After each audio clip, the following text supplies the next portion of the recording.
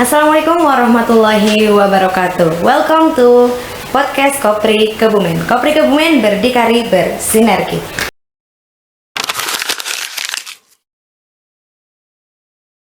Bersama saya Isti Nurhaliza. Tentunya hari ini saya tidak sendirian ya. Saya ditemani oleh Ibu Siti Soidah. Beliau adalah perempuan yang memiliki peran besar di Kabupaten Kebumen di bidang pemberdayaan. Hari ini adalah hari pertama Bu, adalah series 1 dari podcast Kopri Kebumen. Untuk temanya atau pembahasan kita hari ini, kita akan ngobrolin tentang kemandirian ekonomi perempuan dan perempuan yang berdaya. Sebelum kita masuk ke pembahasan ini ya Bu, saya ingin tahu ini perspektif dari Ibu Soidah untuk definisi dari perempuan itu sendiri, versi Bu Soidah itu seperti apa gitu. Ya, versi dari saya, perspektif dari saya terkait dengan perempuan, ya perempuan itu sama halnya dengan laki-laki secara peran, Betul. kemudian fungsi. Kalau berbicara kodrat itu sudah menjadi kodrat masing-masing, tentunya berbeda. Akan tetapi karena kita berbicara konteksnya kemandirian ekonomi, maka perempuan adalah pilar penting juga, pilar penting bagi sebuah kemandirian ekonomi di lingkup keluarga, masyarakat maupun negara tentunya. Baik, perempuan setara gitu ya Bu ya, secara ekonomi, secara pemikiran tentunya dengan laki-laki. Kemudian Bu, ketika kita hubungkan nih dengan Kabupaten Kebumen, kalau yang kita tahu bersama gitu ya Bu, Kabupaten Kebumen adalah kabupaten yang ekonominya cukup sulit ya, ekonominya cukup sulit, bisa dikatakan termiskin katanya. Nah, gimana sih peran perempuan untuk mengambil atau kita tuh bisa mentas dari kemiskinan tersebut Bu? Ini menarik sih berbicara lingkup Kebumen kayak gitu. Kalau dilihat kayaknya tidak terlalu miskin, tapi ternyata di tingkat Jawa Tengah Kebumen memang menduduki peringkat termiskin. Iya, ternyata gitu ya Bu. Kalau berbicara peranan perempuan, kita bisa ngambil peran mau nggak mau di wilayah ekonomi juga. Ya. Iya, kalau saya tidak terlalu jauh lah berbicara di lingkup Kebumen, memang saya lingkupnya saya berbicara di ranah saya atau lingkup kecil saya berbicara peran perempuan. Ya. Gitu. Kalau peran perempuan dalam lingkup ekonomi menyikapi atau melawan dari kemiskinan yang memang Kebumen itu nomor 1 se-Jawa Tengah, itu adalah kemandirian ekonomi di lingkup terkecil, yaitu keluarga. Kemandirian seperti apa sih Bu? Karena kalau kita ngomongin kemandirian gitu ya, secara general dan multitafsir gitu ya Bu. Karena kalau kemandirian ekonomi, apakah perempuan yang bekerja setiap hari itu yang dimaksud kemandirian ekonomi perempuan, atau perempuan yang seperti apa kiranya gitu Bu? Ya, kalau namanya kemandirian itu adalah kemampuan ya. Jadi kemandirian ekonomi perempuan itu kemampuan perempuan bisa berpendapatan gitu. Jadi kalau ditanya seperti apa sih perempuan yang mandiri, ataukah setiap hari bekerja atau bagaimana gitu. Nah, untuk konteks yang saya dalami atau yang memang saya dampingi itu hari ini bermacam-macam pekerjaan atau rutinitas atau sesuatu hal yang menghasilkan. Jadi tidak melulu yang dinamakan kemandirian itu harus bekerja setiap hari gitu. Jadi kemandirian ekonomi perempuan yang saya dalami itu bangkit atau bangun dari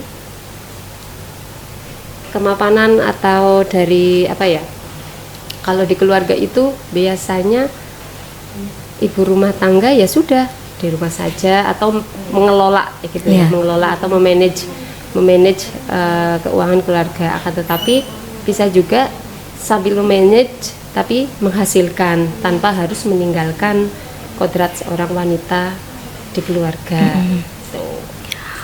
Baik, itu artinya kita tidak meninggalkan kewajiban kita sebagai ibu dan istri, tapi tetap berkarir gitu ya Bu. Berkarir atau ya menghasilkan atau bermanfaat gitu. Ya. Baik. Sekarang kan ya banyak banget lah, banyak hal yang bisa dilakukan gitu. Kita sebagai perempuan gitu ya, sebagai perempuan yang sudah berumah tangga khususnya itu bisa sambil memenuhi kewajiban sebagai seorang istri akan tetapi berpenghasilan gitu. Kayak contoh sekarang juga banyak banget kayak bisa menghasilkan kerajinan sendiri di rumah sambil mengerjakan pekerjaan rumah gitu. Kalau yang saya lihat gitu ya Mbak ya, yang saya lihat itu yang saya dampingi itu dari 300 kepala rumah tangga atau dari 300 keluarga itu hampir 270-an itu perempuannya berpenghasilan semua. Dalam artian berpenghasilan itu mempunyai aktivitas yang memang menghasilkan. Ya, walaupun penghasilannya itu tidak harian sifatnya, kayak contoh pasti mempunyai ternak atau membuat kerajinan yang memang itu menghasilkan tapi jangka waktu tertentu. Nah, itu adalah bagian dari sebuah kemandirian ekonomi perempuan tanpa harus meninggalkan kodratnya. Begitu. Baik, berarti kemampuan kita sadar ya Bu, sadar terhadap harusnya kita mandiri secara ekonomi itu secara pemikiran juga, secara tindakan walaupun terbatas gitu ya Bu. Kalau kita ngomongin terbatas ya Bu, ruang perempuan itu berkaitan dengan budaya patriarki gitu kan. Nah, apa sih karena gini, ketika kita melihat backstory dari perempuan ataupun latar belakang dari perempuan yang mana di Indonesia sendiri sudah mengakar gitu kan budaya patriarkinya, gimana sih cara ibu yang berfokus di pemberdayaan perempuan ini untuk menanting apa ya bahasanya, memancing teman-teman perempuan untuk senantiasa memiliki kesadaran penuh ataupun menghadapi budaya patriarki ini gitu. Ya, yang sudah atau yang sering saya lakukan di lingkup saya itu memang kalau berbicara budaya itu sudah susah untuk dihilangkan gitu ya. Betul. Karena budaya adalah bagian dari aturan atau bisa dikatakan budaya adalah sebuah kebiasaan yang memang ketika dihilangkan akan muncul norma-norma tertentu. Betul, kan, gitu ya. Kalau berbicara budaya, apalagi budaya patriarki gitu. Nah, tapi dilihat dari perkembangan zaman, budaya itu masih tetap ada, akan tetapi menurut saya itu kondisional. Dalam arti kondisional kalau berbicara, yaitu saya katakan lagi, kemandirian itu tetap harus kita munculkan, harus kita bangun tanpa harus meninggalkan kodrat perempuan gitu. Itu bagaimana menyiasati ketika dalam kondisi masyarakat yang berbudaya patriarki begitu.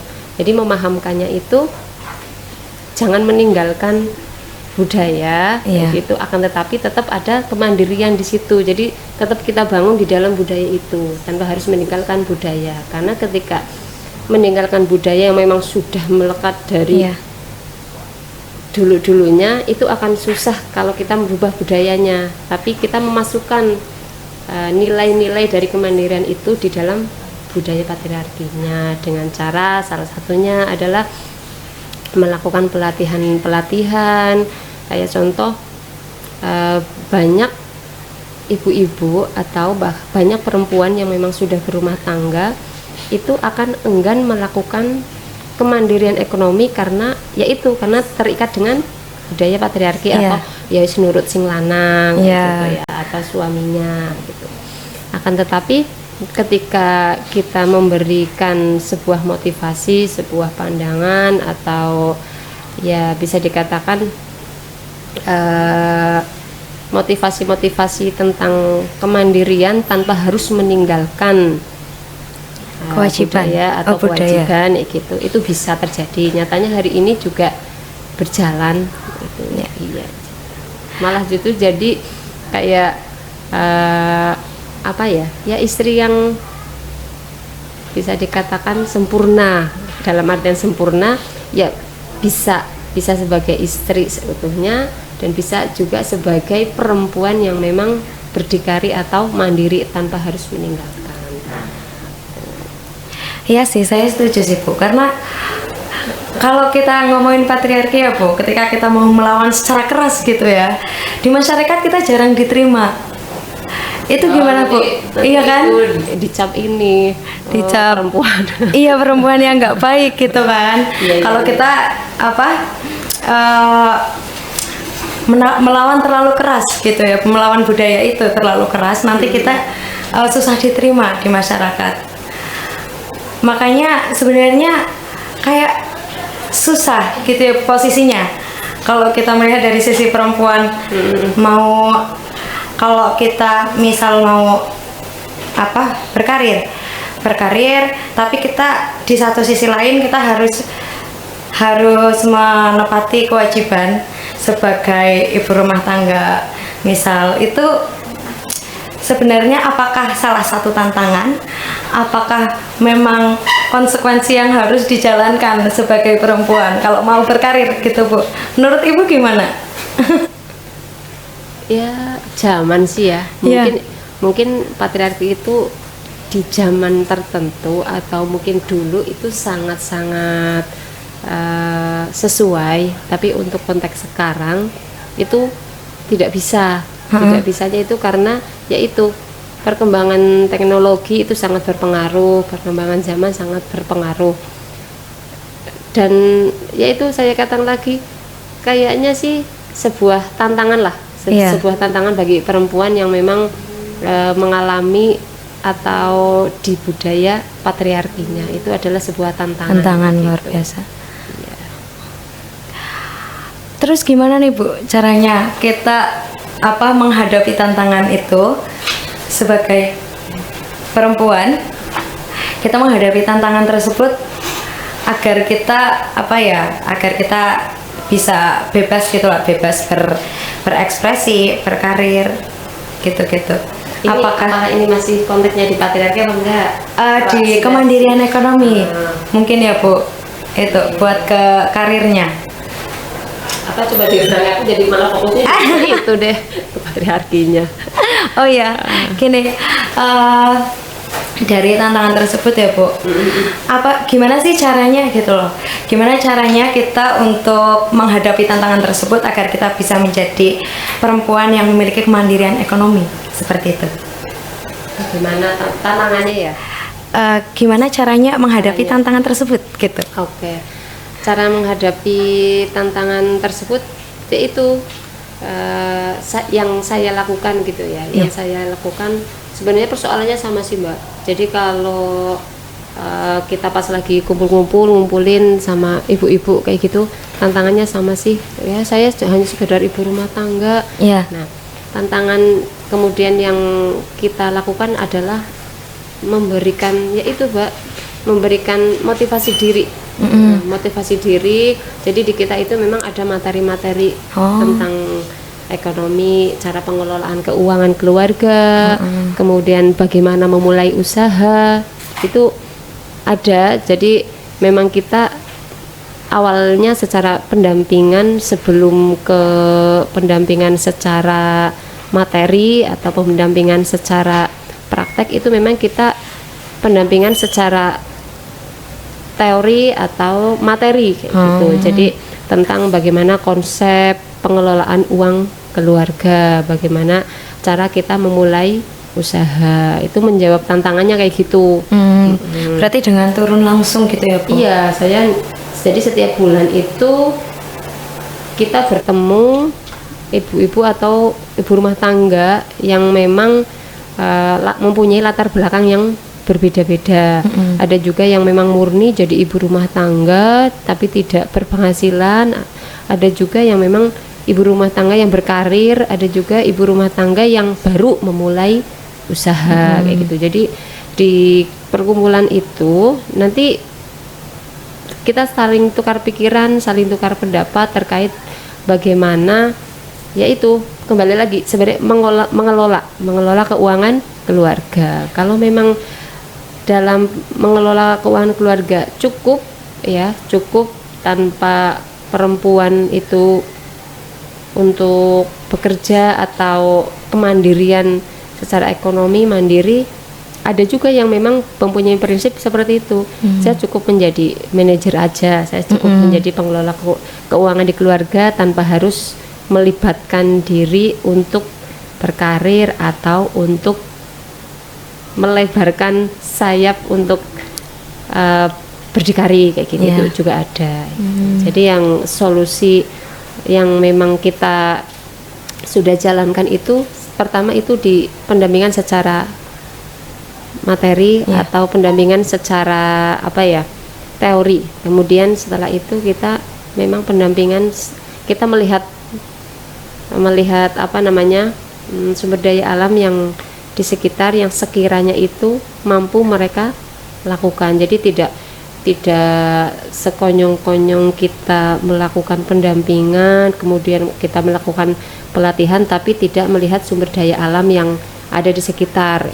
Tetap kita pertimbangannya adalah melakukan pendampingan atau memotivasi tapi sesuai kondisi yang ada di lingkungan. Kan tidak mungkin orang pegunungan yang banyak sawah dan ladang kemudian saya memberikan pelatihan di luar itu, kayaknya itu kurang tepat karena mau nggak mau itu adalah bukan profesi ya, statusnya adalah ibu rumah tangga. Gitu. Itu untuk ibu rumah tangga. Ada juga yang memang anak-anak SMA, jadi kita juga pernah melakukan pendampingan atau pelatihan bukan penyadaran ya bahasanya itu ya, motivasi bagi anak-anak SMA untuk bisa memulai kemandirian sejak dini yaitu SMA gitu. Jadi yang kita terapkan adalah ketidaktergantungan. Itu di SMA Kebumen atau di lingkupnya sih itu memang kecamatan ya? Jadi kayak contoh nanti kita undang nih misalnya dari desa mana, dari desa si A itu terdapat ada berapa anak SMA desa ini berapa, nanti kita mengadakan pertemuan memotivasi gitu. Baik.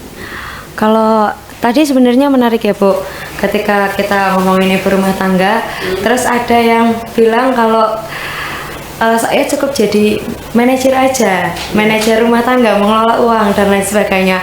Itu sebenarnya bukan nganggur ya Bu ya.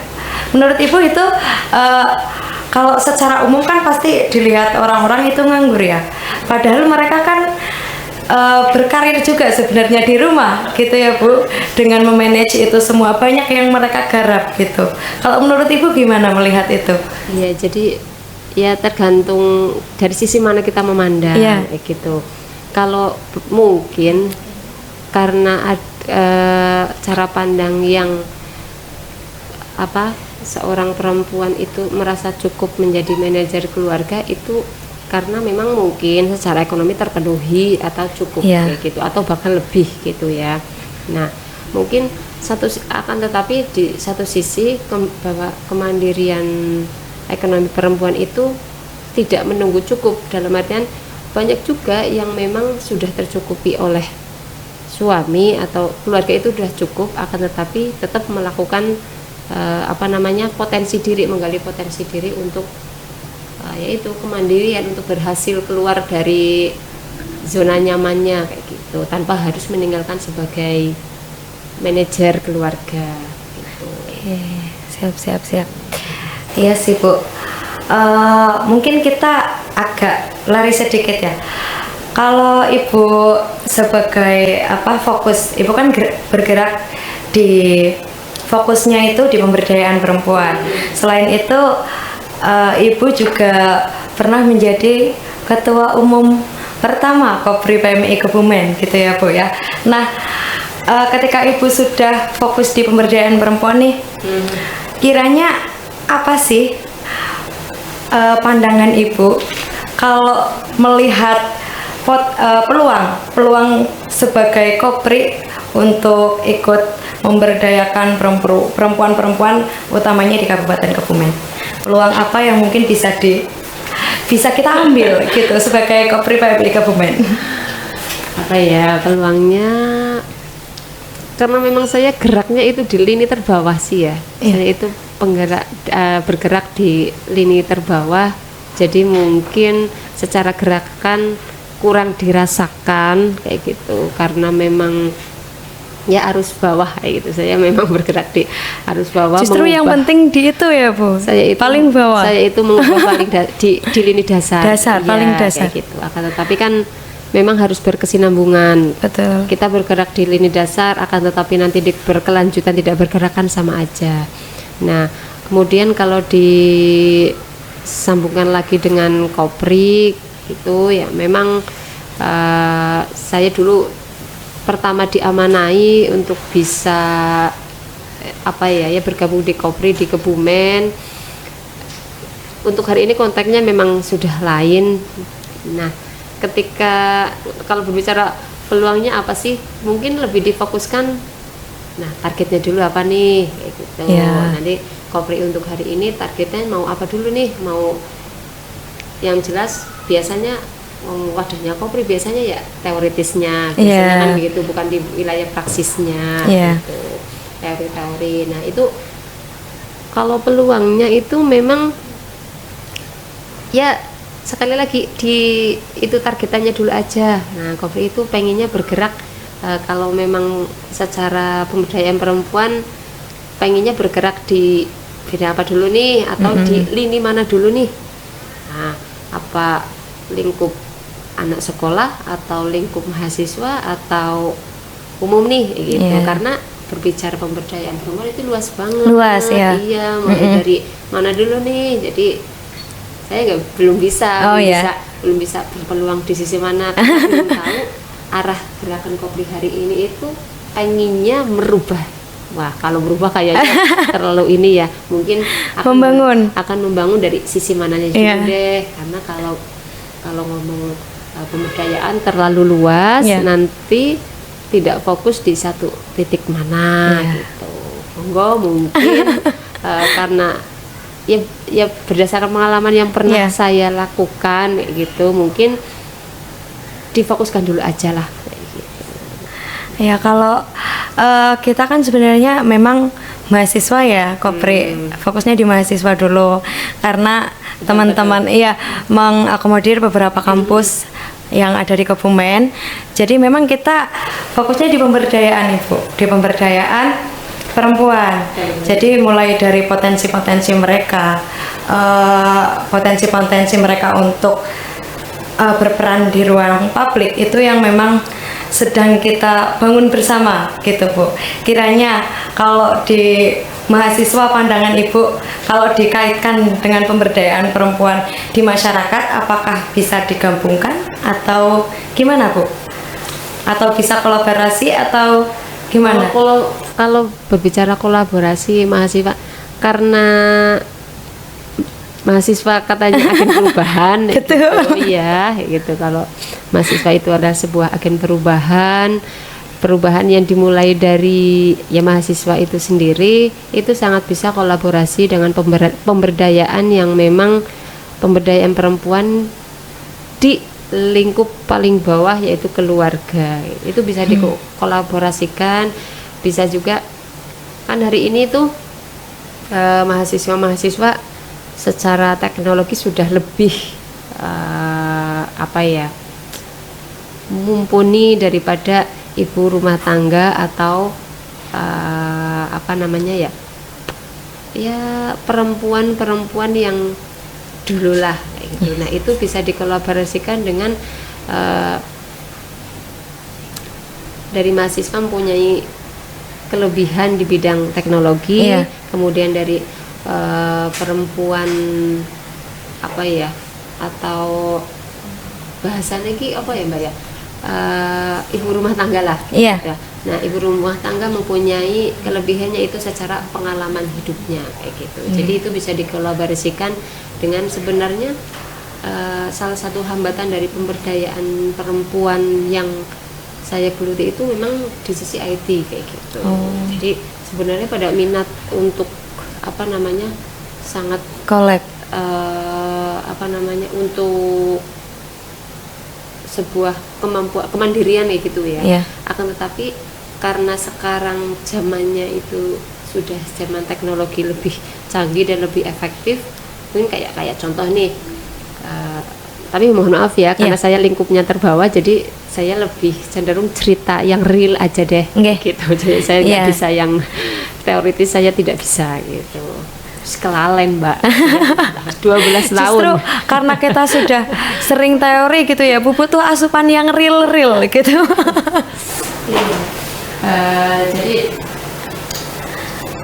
bisa kembali lagi ya Mbak ya, bisa dikolaborasikan sih sebenarnya. Simpelnya itu orang-orang atau ibu rumah tangga itu sangat bertalenta untuk berbisnis, akan tetapi minim pengetahuan bagaimana cara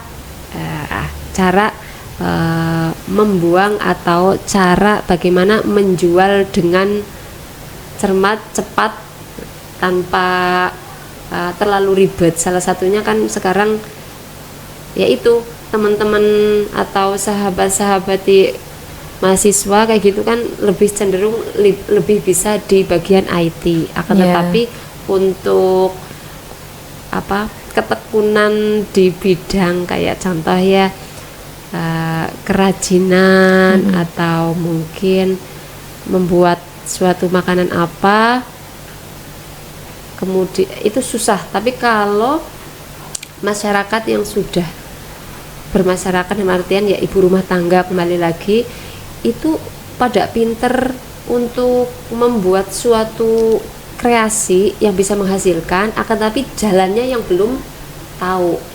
Kelemahannya di situ. Jadi cari pasarnya kurang pasarnya gitu ya. Itu kurang. Jadi kayak ya menghasilkan tapi kurang maksimal, kayak cuma jualan ya gitu ya.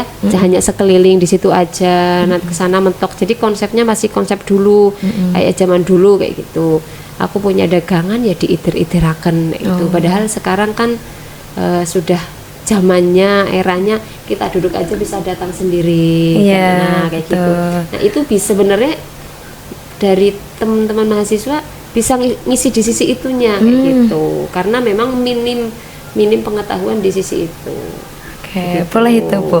Iya kayaknya gitu. Kayak ya mohon maaf ya, saya memang tidak bisa berteoritis terlalu banyak. Itu realnya kayak gitu Mbak. Jadi yang terjadi di lapangan, salah satu kendala pemberdayaan adalah yaitu kita sudah melakukan pelatihan tentang makanan atau kreativitas sudah diproduksi, tetapi ketakutan perempuan yang memang berniat mandiri itu takut tidak laku, bagaimana cara membuangnya gitu. Manajemen pemasarannya itu memang masih perlu sebenarnya gitu. Sebenarnya bisa dikolaborasikannya di situ. Jadi bisa merubah, walaupun gerakan kita merubahnya tidak sebesar langsung menurunkan kembali lagi tingkat kemiskinan, ya tidak bisa, karena berbicara kemiskinan itu tidak hanya realitas tapi data.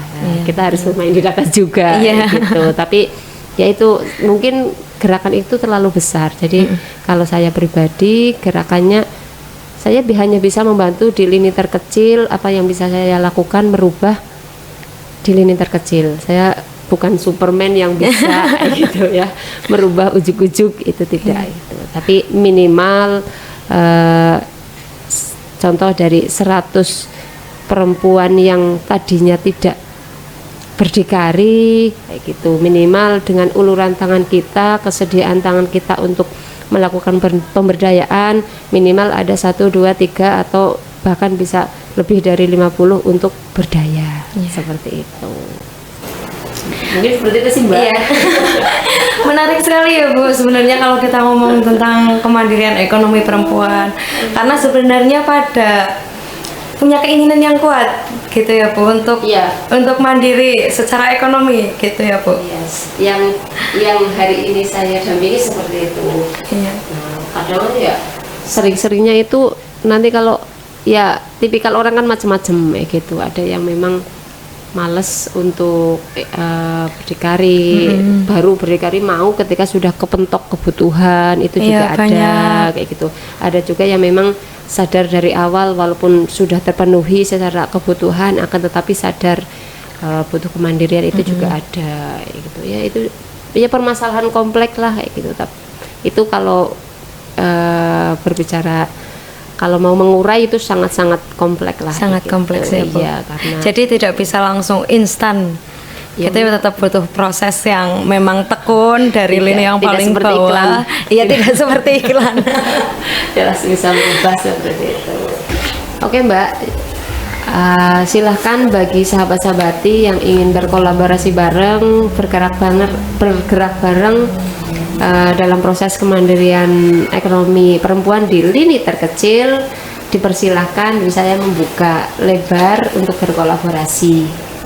Siap, terima kasih Ibu ya atas ruangnya yang diberikan kepada kita, dan terima kasih juga telah menyempatkan waktu untuk kita sharing-sharing nih, ngobrol-ngobrol asik tentang pemberdayaan perempuan, kemandirian ekonomi perempuan. Dan buat sahabat-sahabati semuanya, boleh stay tune di akun kita, akun IG Kopri Kebumen, kemudian di YouTube-nya PCPMI Kebumen ya, di follow jangan lupa. Kita cukupkan dulu hari ini, sampai ketemu di seri selanjutnya di podcast Kopri series 2.